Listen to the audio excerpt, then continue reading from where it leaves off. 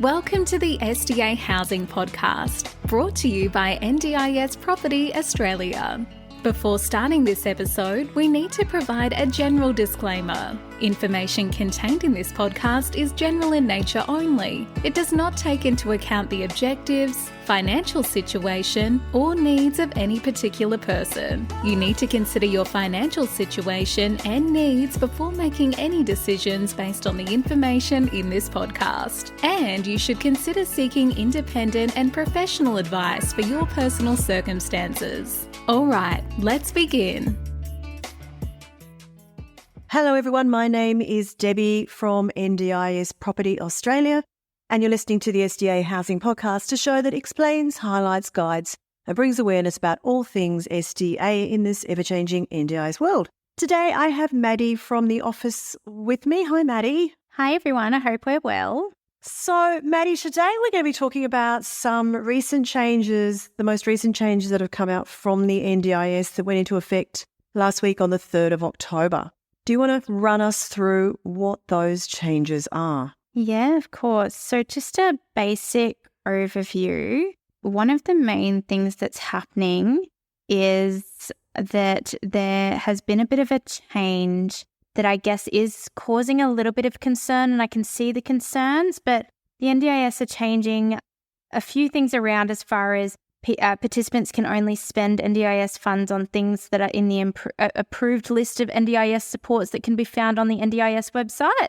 And then they cannot spend NDIS funding on things in the list of non-NDIS supports. This change, it does make it clear what NDIS funding can and can't be spent on, and will help participants make informed choices about using their NDIS funding. However, I guess my concern is, Debbie, that is this going to make it more confusing for participants, or is it actually going to help? I don't know. I'm still trying to figure out exactly how I feel about it, but I just feel like things are just getting a little more confusing. That's my perspective, but okay, yeah. Well, look, I've had a look through the lists of what have now been classified or clarified as being NDIS supports and supports that are not NDIS supports. To me, it does kind of look actually quite common sense in a way.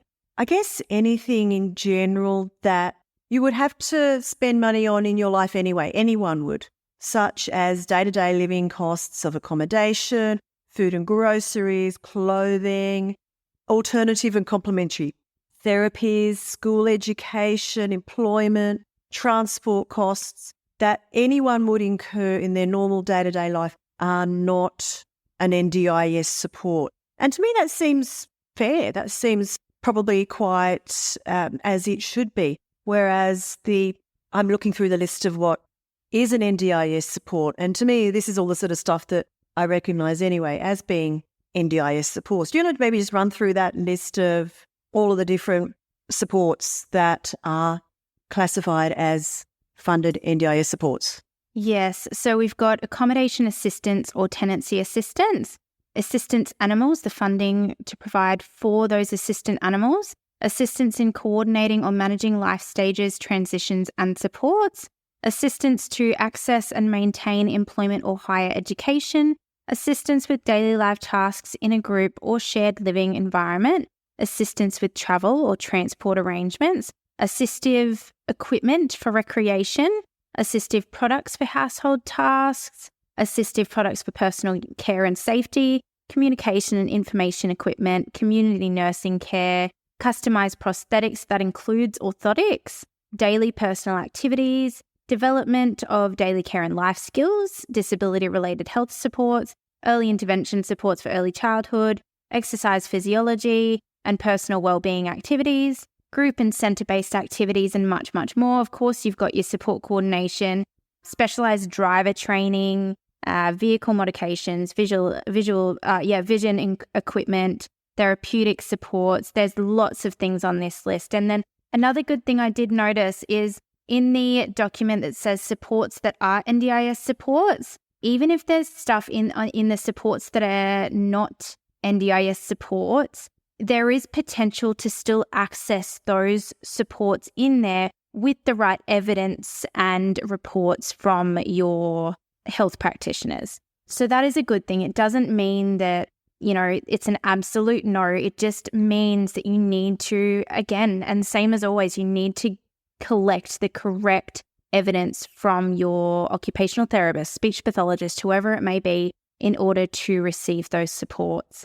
Now, they're saying that instead of having NDIS plans itemized out, they're creating it so it's one big budget, meaning that if there is something that you need that is not stated in your NDIS plan, you may still be able to utilize those funds for those purpose, obviously, again, with the right evidence. But it could make it a little bit simpler. It could make it a little bit easier to access things that are seen as reasonable and necessary.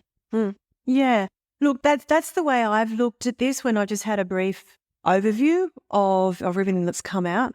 And again, to go back to the supports that are not NDIS supports, to me it makes sense. So if I'm looking at finance and payments related, donations, tithes, gifts and political contributions, fines, penalties and court-ordered amounts, travel insurance, life insurance, of course they shouldn't be an NDIS support. No one else gets assistance for that. It's not related to their disability. That's right. It's not directly related to the disability. Yeah. Yeah. Food and groceries, lifestyle related, cigarettes, vapes, gambling, internet devices. That's sort of always been the case too. I guess. Yeah. So I'm not really wondering how much, obviously you'd have more of a understanding come from your support coordination background on what has actually changed here, or is it just simply the clarification? And that's, I guess, one of the things that could be found as confusing is, as a participant, do you look at this and go, this is more change? It's a very overwhelming sense of, wow, does this mean that everything's going to change? Is my NDIS plan going to change? There's a lot of confusion around it, but I guess that's why it's good to have people like what we're doing now is sitting down and clarifying exactly what this is. One other thing I do want to mention is there will be a 12-month transition period for the NDIS support listed. So during this period, if a participant makes a mistake and purchases a non-NDIS support, the NDIA will not raise a debt. For the first or second mistakes made, 1, if the support is worth less than $1,500, and 2, where a provider is delivering or claiming for services on a participant's behalf, for example, a plan manager, the transition period is 30 days. So this is not happening, it's being brought out as of the 3rd of October, but, this is going to be a transition period as well. Nothing's going to happen. The NDIS have always stood by it. Nothing happens when they bring something out. Nothing happens then and there. There is a transition period where we they get used to everything, and they get everyone used to it, and they are there to support everyone along the way with all these changes as well. Yeah, so it's a new change. It's a new guidelines, I guess. And whilst it might, as every change that comes out, be of concern and cause stress to some participants, in my mind, this is just really a clarification of what is common sense anyway. As you said, if they are claiming for something that ultimately is not an NDIS support, there is a period of time for that to be, I guess, for the participants and whoever is involved, their family members or carers, their supports, to understand why it's not a support and other ways of accessing similar kinds of supports that are. So there was actually something else that came out too with it on replacement support. So just a little additional line that basically is saying supports that are not NDIS supports may be considered replacement supports in certain circumstances. And this is really only when we're talking about certain day-to-day living items and also things like technology. So consumables, assistive technology. So like, for example, participants who require the use of a smartwatch, tablet or smartphone required to meet communication and accessibility needs. So that support may be considered as a replacement support. And then, of course, you've got your standard commercially available household items as well. Yeah, the thing is there must be clear evidence that the need for the item relates specifically to the impairment that meets the disability or early intervention requirements. Yeah, that's exactly right. So I think, it's just one of many things that will come out from the NDIS over the next year or two, leading on from the larger review that is almost, 10 months ago now that came out, and where we've seen quite a lot of changes come through. So slowly they are addressing different items there, and there obviously has been a lot of rorting. We know that within the system, and claiming supports that are not right and are not fair to other people within the NDIS that are not claiming those supports, or just, that are generally things that no one else in the community either has assistance for if it's not related to a condition of physical or cognitive impairment or whatever. So, yeah, whilst we know that every change comes out does cause consternation and concern, I think that there's nothing that's too much causing red flags here for me just reading through this. It looks like it's pretty much just kind of common sense. Yeah. But just to, I guess, clarify for these big changes, so NDIS Supports introduces a definition of NDIS supports that can be funded by the NDIS and declared by the NDIS rules to be NDIS supports. So plans approved after the law comes into effect will have total funding amounts, funding component amounts, and funding periods. This clarifies the amount of funds available in the plan and how long the funds need to last. So for anyone confused, please refer to the NDIS website. There are 2 separate documents. I think there's actually a third. There is supports that are NDIS supports that are not NDIS supports, and supports that are not NDIS supports that may be considered replacement supports. Please refer to those if there's any confusion around what is and is not included in NDIS plans now.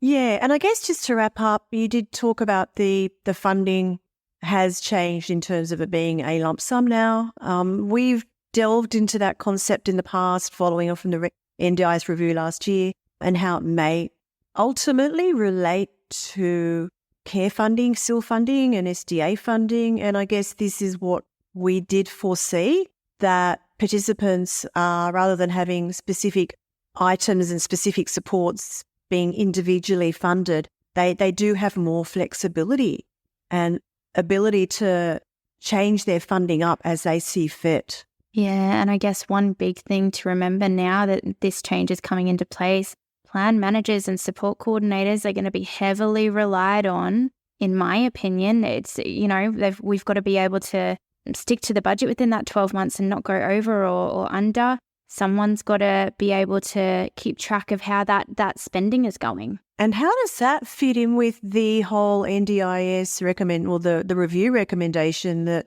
support coordinators and plan managers eventually be phased out?